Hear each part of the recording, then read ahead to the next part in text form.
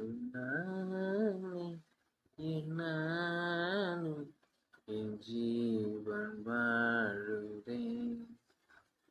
சொல்லாமல் உன் சுவாசம் என் மூச்சில் சேருதேன்.